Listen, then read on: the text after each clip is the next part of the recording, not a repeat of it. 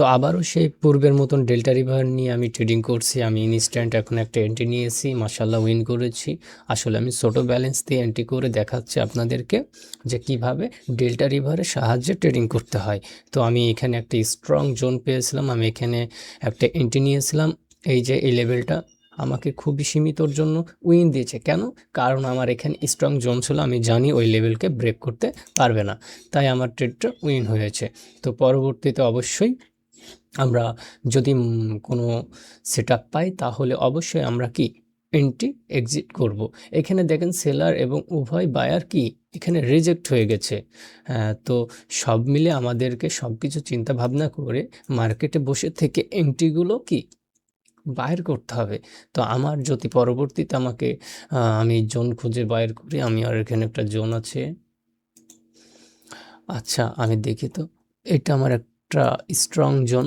আচ্ছা আমাকে যদি এই জোনটা ব্রেক করে পরবর্তীতে আমরা কিছু চিন্তা ভাবনা করব। আসলে এটা অনেক একটা স্ট্রং ক্যান্ডেল ছিল, এই ক্যান্ডেলটা অনেক স্ট্রং ছিল, কিন্তু আমি আপের জন্য চাইলে যেতে পারতাম, কিন্তু না যাওয়ার মূল কারণ হচ্ছে এখানে একটা বায়ার লেভেল আছে। তো সেলার লেভেল আছে, এটা হচ্ছে সেলার লেভেল। আমি প্রিভিয়াস টিক ভলিউম অ্যানালাইসিস করে দেখতে পাচ্ছি। তো আচ্ছা আমি দেখি মার্কেটটা কতটুকু স্ট্রং। ওকে, ভালোই একটা স্ট্রং জোন ছিল।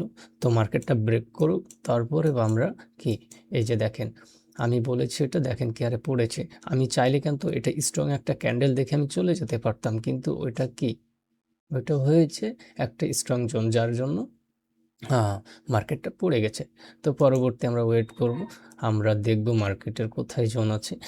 আমি চাইলে পরবর্তীতে একটা আমি ডাউন ডিরেকশন একটা এন্ট্রি নিতে পারি, কিন্তু ক্যান্ডেলটা অনেক বিগ হচ্ছে। আসলে এটা এক্সিশন ক্যান্ডেল হয়েও উঠতে পারে। এখানে স্টপ বার ক্রিয়েট করে দিয়েছে সেলার। তো আচ্ছা আমি যেটা বলি সবসময় সেটা হচ্ছে মানি ম্যানেজমেন্ট শিট, এটা খুব হেল্প করবে আপনাকে। আমাকে $3 এন্ট্রি নিতে বলেছে, আমি $3 সিলেক্ট করব এবং এখান থেকে একটা ডাউনে, এখান থেকে আমি একটা ডাউনে যদি টাইম পাই তাহলে একটা ডাউনে আমি একটা এন্ট্রি নিয়ে নেব। এখানে আমি একটা ডাউনে এন্ট্রি নিয়ে নিলাম। কেন এন্ট্রি নিয়ে নিলাম সেটার পরে বিস্তারিত আমি বলতেছি। আগে ট্রেডটা আমরা উইন করি, তারপরে আপনাদেরকে এই বিষয়গুলো আমি বলতেছি। তো ট্রেডটা চলাকালীন আমি এখানে কিছু টিক ভলিউম দেখেছি, যার জন্য আমাকে উইন দিতে মার্কেট বাধ্য থাকিবে, কারণ এখানে একটি স্ট্রং লেভেল আছে, এখানে একটি স্ট্রং লেভেল আছে। তো আচ্ছা, তো দেখেন মার্কেট অবশেষে আমাকে উইন দিচ্ছে। কেন দিচ্ছে? এটা তো আমার বানানোর কথা নয়, এটা হচ্ছে মার্কেটের মার্কেটের এটা মানে চলার একটা স্টাইল।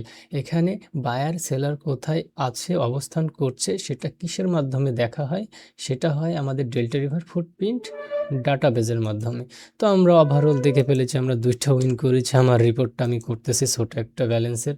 তো ছোট ব্যালেন্স হলেও বিষয় না, কিন্তু এই বিষয়টা হচ্ছে যে ডিসিপ্লিন, আমরা কতটুকু ডিসিপ্লিন অনুযায়ী ট্রেড করতে পারি। ওকে, তো মার্কেট প্রিভিয়াস আমাদেরকে কোনো কিছু বলুক, তারপরে আমরা চেষ্টা করব মার্কেটে যাওয়া।